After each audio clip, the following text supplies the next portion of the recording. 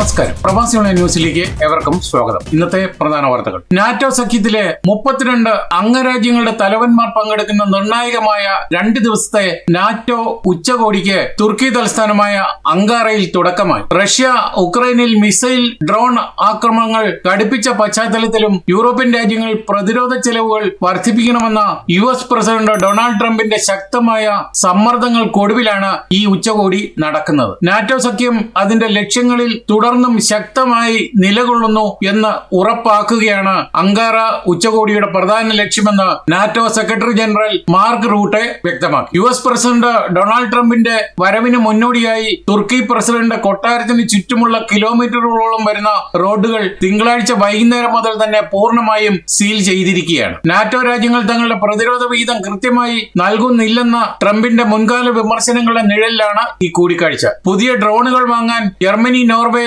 Finland, Denmark എന്നീ രാജ്യങ്ങൾ പ്രാഥമിക കരാറിലും ഒപ്പുവെച്ചിട്ടുണ്ട്. അതേസമയം എല്ലാവിധ സഹായവും തേടി വൊളോഡിമിർ സെലൻസ്കി അങ്കാറയിൽ എത്തിയിട്ടുണ്ട്. പ്രസിഡന്റിനൊപ്പം സെലൻസ്കിയുടെ ഭാര്യ ഒലീനയും അങ്കാറയിൽ വിമാനം ഇറങ്ങിയിട്ടുണ്ട്. സെലൻസ്കി ട്രംപുമായി ബുധനാഴ്ചയാണ് കൂടിക്കാഴ്ച നടത്തുന്നത്. എന്നാൽ ഈ ചരിത്ര പ്രാധാന്യമുള്ള നാറ്റോ ഉച്ചകോടിക്ക് ആതിഥേയത്വം വഹിക്കുന്നതിലൂടെ തുർക്കി പ്രസിഡന്റ് എർദോഗാന്റെ അന്താരാഷ്ട്ര രാഷ്ട്രീയ സ്വാധീനം വലിയ തോതിൽ വർദ്ധിച്ചിരിക്കുകയാണ്. യൂറോപ്യൻ യൂണിയന്റെ ഏറെ നാൾ നീണ്ട ചർച്ചകൾക്കൊടുവിൽ പരിഷ്കരിച്ച പുതിയ സംയുക്ത അസൈലം നിയമങ്ങൾ നിലവിൽ വന്നിട്ട് ഏതാനും ആഴ്ചകൾ മാത്രമേ ആകുന്നുള്ളൂ. എന്നാൽ ഇതിനിടയിൽ യൂറോപ്പിൽ അഭയാർത്ഥി നയങ്ങളിൽ വീണ്ടും വലിയൊരു അട്ടിമറിക്ക് വഴി തുറക്കുകയാണ് ബ്രസൽസിൽ നിന്നുള്ള പുതിയ നീക്കങ്ങൾ. യൂറോപ്യൻ പാർലമെന്റിലെ ഏറ്റവും വലിയ രാഷ്ട്രീയ സഖ്യമായ EPP അഭയാർത്ഥി വിഷയത്തിൽ കൂടുതൽ കടുത്ത നിലപാടുകളുമായി പുതിയൊരു ആക്ഷൻ പ്ലാൻ മുന്നോട്ട് വെച്ചതാണ് പുതിയ വിവാദങ്ങൾക്ക് തിരികൊളുത്തിയത്. മുൻപ് ജർമ്മനി ഉൾപ്പെടെയുള്ള രാജ്യങ്ങളിൽ പ്രാദേശികമായി മാത്രം ചർച്ച ചെയ്യപ്പെട്ടിരുന്ന അഭയാർത്ഥി പരിധി എന്ന ആശയം ഇത്തവണ മുഴുവൻ യൂറോപ്യൻ യൂണിയനും ബാധകം ആക്കണമെന്നാണ് EPP സഖ്യം ആവശ്യപ്പെടുന്നത്. EU രാജ്യങ്ങൾക്ക് ഒരു വർഷം പരമാവധി ഉൾക്കൊള്ളാൻ കഴിയുന്ന അഭയാർത്ഥികളുടെ എണ്ണത്തിന് കൃത്യമായ ഒരു ഉയർന്ന പരിധി നിശ്ചയിക്കണം എന്നതാണ് ഇവരുടെ പ്രധാന ആവശ്യം.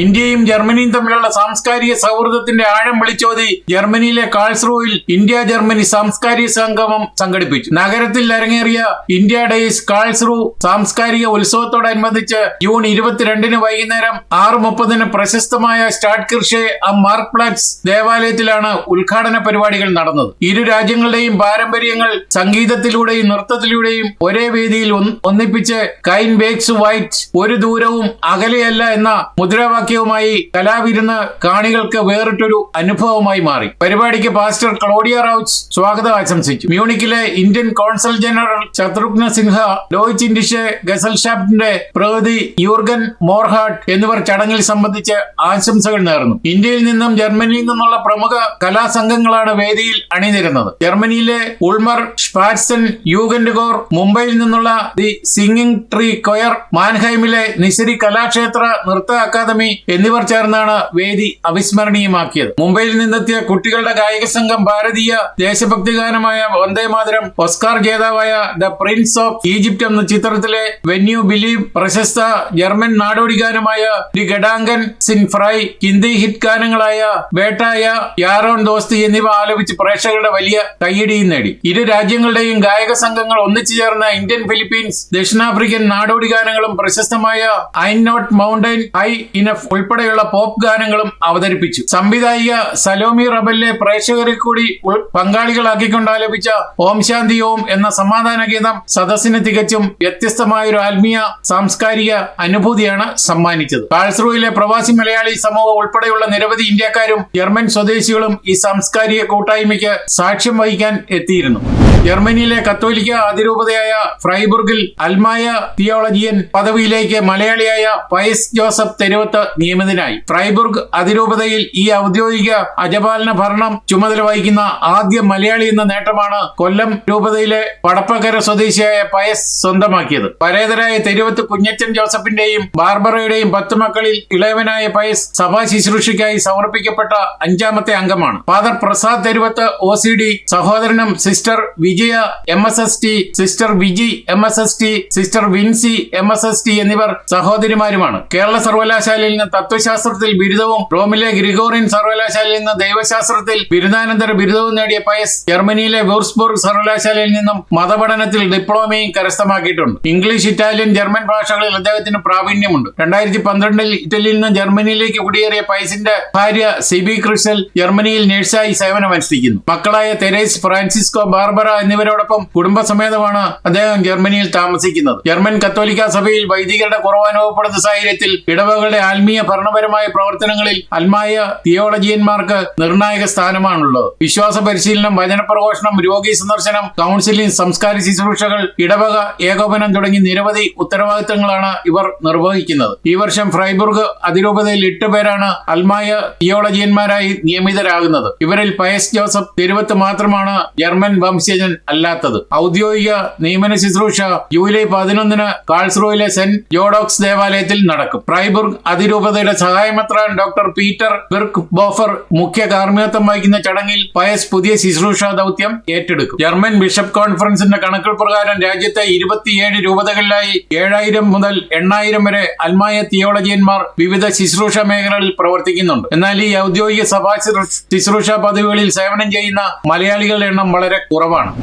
യാത്രക്കാരും ജീവനക്കാരും സർവ്വ സന്നാഹങ്ങളോടെയും യാത്രയ്ക്ക് തയ്യാറായെങ്കിലും ലക്ഷക്കണക്കിന് കൊതുകുകളുടെ അപ്രതീക്ഷിത അധിനിവേശം മൂലം റയാനെയർ വിമാനം അടിയന്തരമായി ഒഴിപ്പിച്ചു. ഇറ്റലിയിലെ മിലാൻ മാൽപെൻസ വിമാനത്താവളത്തിൽ നിന്ന് സ്പെയിനിലെ അലിക്കാന്റിലേക്ക് പുറപ്പെടേണ്ടിയിരുന്ന വിമാനത്തിലാണ് വിചിത്രമായി ഈ സംഭവം ഉണ്ടായത്. വിമാനത്തിലേക്ക് യാത്രക്കാർ കയറുന്ന സമയത്ത് തന്നെ വിമാനത്താവള പരിസരത്ത് കനത്ത കൊതുക് ശല്യം പ്രകടമായിരുന്നു. വിമാനത്തിന്റെ വാതിലുകൾ അടച്ചതോടെ ആയിരക്കണക്കിന് കൊതുകുകൾ ഉള്ളിൽ കടക്കുകയും യാത്രക്കാരെ കടിച്ചു കീറാൻ തുടങ്ങുകയുമായിരുന്നു. എയർ ഹോസ്റ്റസ്മാർ പേപ്പറുകളും ഫ്ലൈ കാച്ചറുകളും ഉപയോഗിച്ച് കൊതുകുകളെ തുരത്താൻ ശ്രമിച്ചെങ്കിലും പരാജയപ്പെട്ടു. തുടർന്ന് കൊതുകുകളെ അകറ്റാൻ വിമാനത്തിനുള്ളിലെ ലൈറ്റുകൾ പൂർണ്ണമായി അടച്ച് മണിക്കൂറോളം യാത്രക്കാരെ ഇരുട്ടിൽ ഇരുത്തിയെങ്കിലും കാര്യമുണ്ടായില്ല. കൊതുകടി സഹിക്കവയ്യാതെ യാത്രക്കാർ പ്രതിഷേധിക്കാൻ തുടങ്ങിയതോടെയാണ് വിമാനം ഒഴിപ്പിക്കാൻ പൈലറ്റ് തീരുമാനിച്ചത്.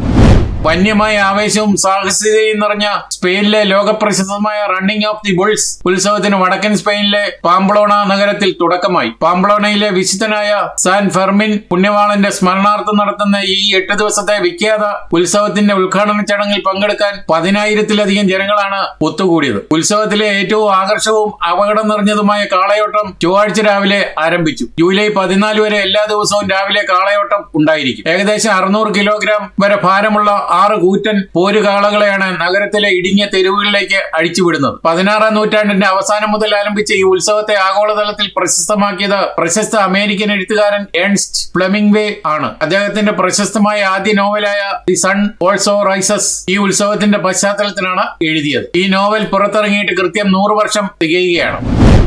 ഉസ്ബെക്കിസ്ഥാനിൽ ഉന്നത വിദ്യാഭ്യാസത്തിനെത്തിയ മലയാളി മെഡിക്കൽ വിദ്യാർത്ഥിനി സഹപാഠിയുടെ ക്രൂരമായ മർദ്ദനത്തെ തുടർന്ന് ദാരുണമായി കൊല്ലപ്പെട്ടു. ആലപ്പുഴ ഹരിപ്പാട് സ്വദേശിനിയായ സവാരിയ എന്ന 22-കാരിയാണ് ഹോസ്റ്റൽ മുറിയിലുണ്ടായ തർക്കത്തിനൊടുവിൽ ക്രൂരമായി കൊല ചെയ്യപ്പെട്ടത്. സംഭവവുമായി ബന്ധപ്പെട്ട് പ്രതിയായ മലപ്പുറം പെരിന്തൽമണ്ണ സ്വദേശി സദറുൽ അനം ഉസ്ബെക്കിസ്ഥാൻ പോലീസിന്റെ കസ്റ്റഡിയിലാണ്. ലാപ്ടോപ്പ് കൊണ്ട് തലയ്ക്കടിച്ച് കൊല്ലുകയായിരുന്നു. പ്രതി ഇപ്പോൾ പോലീസ് കസ്റ്റഡിയിലാണ്. മൃതദേഹം ഡൽഹിയിൽ എത്തിച്ചിട്ടുണ്ട്. അവിടെ നിന്നും വിമാനമാർഗം ഹരിപ്പാട്ടേക്ക് എത്തിക്കാൻ ശ്രമത്തിലാണ് ബന്ധുക്കളും അധികൃതരും. ലോകത്തെ ഏറ്റവും തിരക്കേറിയ നഗരങ്ങളിലൊന്നായ ന്യൂയോർക്കിലെ മാൻഹാട്ടന്റെ ഹൃദയഭാഗത്ത് 38 നിലകളുള്ള ഭീമൻ അമ്പരചുംബി തകർച്ചാ ഭീതിയിൽ. കെട്ടിടത്തിന്റെ പ്രധാന ഇരുമ്പ് തൂണുകൾ അപ്രതീക്ഷിതമായി വളയുകയും നിരവധി നിലകൾ താഴേക്ക് അമരുകയും ചെയ്തതിനെ തുടർന്ന് വൻ ദുരന്ത സാധ്യത മുന്നിൽ കണ്ട പ്രദേശം പൂർണ്ണമായി അടച്ചിരിക്കുകയാണ്. പ്രശസ്ത മരുന്ന് നിർമ്മാണ കമ്പനിയായ ഫൈസറിന്റെ മുൻ ആസ്ഥാനമായിരുന്നു ഈ കെട്ടിടം.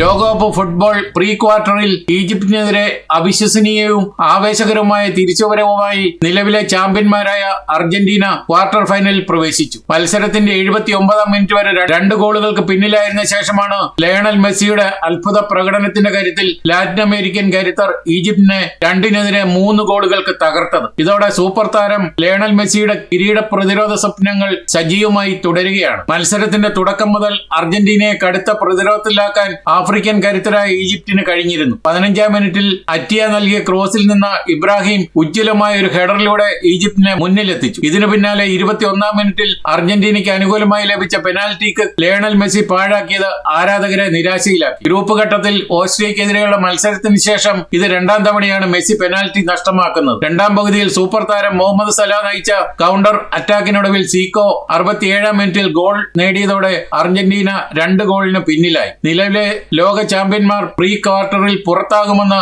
ഉറപ്പിച്ചിരുന്ന ഘട്ടത്തിലാണ് ഒടുവിൽ മെസ്സി തന്റെ വിശ്വരൂപം പുറത്തെടുത്തത്. 79-ാം മിനിറ്റിൽ മെസ്സിയുടെ അളന്നുമുറിച്ച പാസിൽ നിന്ന് ക്രിസ്ത്യാൻ റൊമേരോ അർജന്റീനയുടെ ആദ്യ ഗോൾ നേടി. ഈ ഗോളിന്റെ ആവേശം അടങ്ങും മുമ്പ് വെറും 4 മിനിറ്റുകൾക്ക് ശേഷം 83-ാം മിനിറ്റിൽ മെസ്സി സ്വയം പന്തുമായി മുന്നേറി ബോക്സിന് പുറത്തുനിന്ന് തൊടുത്ത വലങ്കാലൻ വെടിയുണ്ട ഈജിപ്ഷ്യൻ ഗോൾ കീപ്പർ ഷൗബറിനെ കാഴ്ചക്കാരനാക്കി പോസ്റ്റിന്റെ ടോപ്പ് കോർണറിലേക്ക് തുളച്ചു കയറി. ഈ ഗോളോടെ ലോകകപ്പ് ചരിത്രത്തിൽ ഏറ്റവും അധികം ഗോളുകൾ നേടുന്ന താരമെന്ന തന്റെ റെക്കോർഡ് 21 ഗോളുകളായി മെസ്സി ഉയർത്തുകയും ചെയ്തു. മത്സരം എക്സ്ട്രാ ടൈമിലേക്ക് നീങ്ങുമെന്ന് കരുതിയിരിക്കെ ഇഞ്ചുറി ടൈമിന്റെ 2-ാം മിനിറ്റിൽ അർജന്റീന വിജയ ഗോൾ കണ്ടെത്തി. ലൗട്ടാരോ മാർട്ടിനസ് നൽകിയ കൃത്യമായ ക്രോസ് ഉയർന്ന ചാട്ടത്തിലൂടെ ഫെർണാണ്ടസ് ഈജിപ്ഷ്യൻ വലയിൽ എത്തിച്ചതോടെ സ്റ്റേഡിയം ആനന്ദ നൃത്തത്തിൽ ആടുകയായിരുന്നു. 2 ഗോളിന് പിന്നിലായ ശേഷം അസാധ്യമായ ഒന്നിൽ നിന്ന് വിജയം പിടിച്ചെടുത്ത അർജന്റീനയുടെ ഈ മാസ്മരിക പ്രകടനം ലോകകപ്പ് ചരിത്രത്തിലെ തന്നെ ഏറ്റവും വലിയ തിരിച്ചുവരവുകളിൽ ഒന്നായി വാഴ്ത്തപ്പെടുകയാണ്. ഒടുവിൽ ഈജിപ്ത് ടീമിന്റെ ട്രെയിനർക്ക് കിട്ടി ഒരു മഞ്ഞക്കാരൻ. ഒരിഞ്ഞ മത്സരത്തിന്റെ ഹാഫ് ടൈം കഴിഞ്ഞിട്ടും 2 ഗോളിന് പിന്നിൽ നിന്നിരുന്ന മിശിഹായും കൂട്ടരും 79-ാം മിനിറ്റിലൂടെ നേടിയ ഗോളിന്റെ ബലത്തിൽ 2 ഗോളുകൾ നേടി വിജയം ഉറപ്പിച്ചപ്പോൾ സ്റ്റേഡിയത്തിലെ ആരാധകർ ഇരമ്പിയാർത്തു. What A comeback! ഇതോടെ ഈ വാർത്താ ബുള്ളറ്റിൻ ഇവിടെ പൂർണ്ണമാവുകയാണ്. നിങ്ങൾ നൽകി വരുന്ന എല്ലാവിധ പിന്തുണയ്ക്ക് ഞാൻ ഹൃദയപൂർവ്വം നന്ദി അർപ്പിച്ചുകൊണ്ട് നമസ്കാരം.